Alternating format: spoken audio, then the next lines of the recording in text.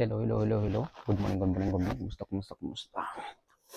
Ngayong adlaw, karon tanan mga kaigsunan mga kasampiak. Here we go again, boy America. Duterte loyalist magaingon nga.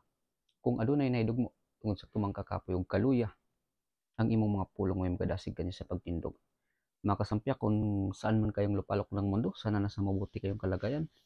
At bago ang lahat, kayo'y muli kong inanyayahan na magsampiak man lang itong muntik kong channel.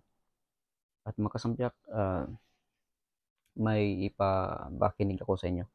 Gusto ko lang mag-comment nito trending ito ng mga ilang days na ito about ni Tatay Digong sa issue about Pastor Kibuloy. Inaaral na ng PNP kung may naging paglabag si dating Pangulong Rodrigo Duterte sa pahayag niyang hindi niya sasabihin kung nasaan si Apollo Kibuloy na pinaghahanap po ngayon dahil sa patong-patong na kaso. Balitang hatid ni Jonathan Andal. Pastor, siguro mag-surrender. Huwag mag-surrender. Tago ka na lang. Pero kung tanongin mo kung saan si Pastor, alam mo kung saan si Pastor? Secret.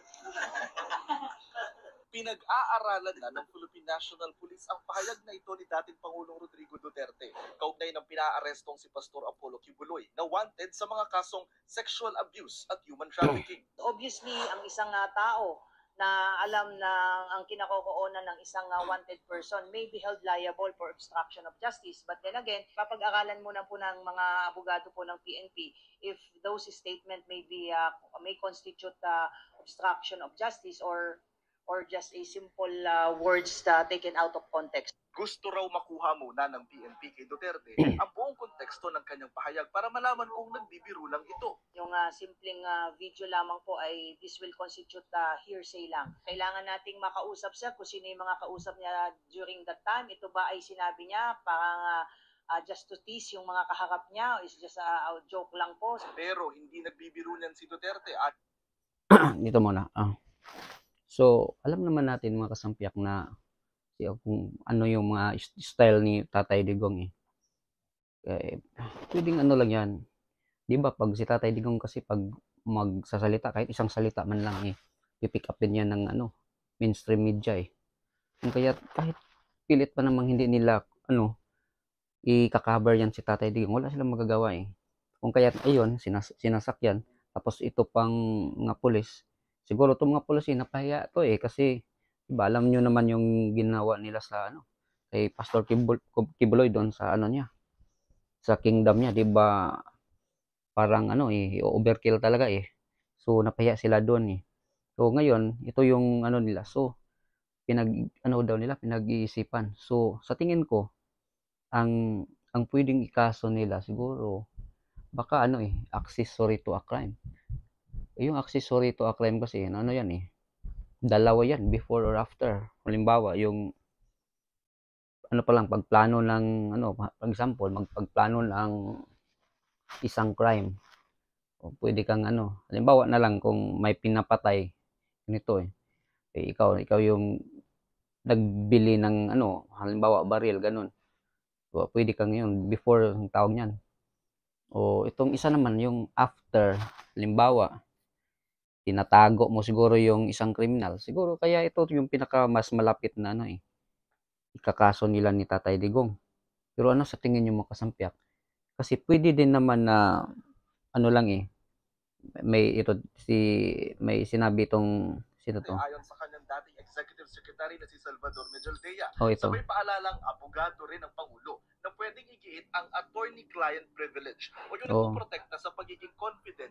Oo, attorney-client privilege. Yan yung katulad kay di ba dati si Congressman Arnie Davis, di ba? Tinanong si yung attorney niya, di ba? Sabi niya hindi niya alam hanggang nalaman lang na nasa Timor Leste.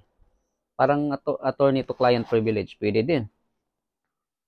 Confidential na napag-usapan ng isang abogado at kanyang kliyente.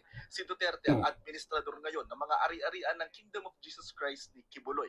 Sabi ng isang legal expert, walang pananagutan sa batas si Duterte dahil Ito namang ito legal expert, ito isang lawyer din. Kailang ito, ayaw niyang sabihin kung nasan si ito Kibuloy. yung sinabi niya. Hindi rin anya ito may tuturing na obstruction of justice, lalo't wala namang kaso at wala sa korte ang dating Pangulo. Wala akong obligasyon para sa kanya na sabihin kung saan. Pwera na lang kung siya'y nautusan ng korte na sabihin. It's going to be a moral liability or a moral obligation. There is no legal obligation for him to say where Kibuloy is.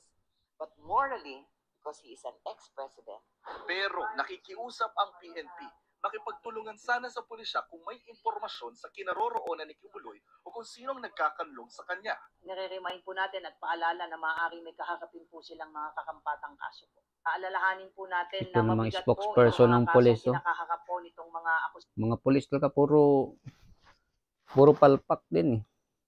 Ito naman may nag-comment eh. Bakit daw pag mayaman eh ano muna eh, pag mayaman daw pag mahirap may kulong daw kaagad. At pag nagbibiro daw about bomba daw kulong. Iba naman 'yan eh. Halimbawa magbibiro ka ng bomba, makakapag-create ka ng chaos, makakapag-create ka ng panic sa public.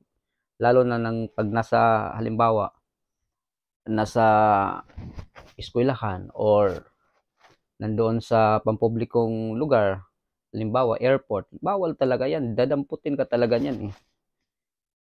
Dito nga sa New York, na-experience ko yan one time eh. Kasi nagtrabaho ko sa airport dati eh. Isang minor nga yun eh. Tinanong lang siya, Chinese yun eh. Tinanong siya na ano ba yung nasa bag niya. Tapos sabi may AK daw. Yung receptionist kagad tumawag ng custom eh.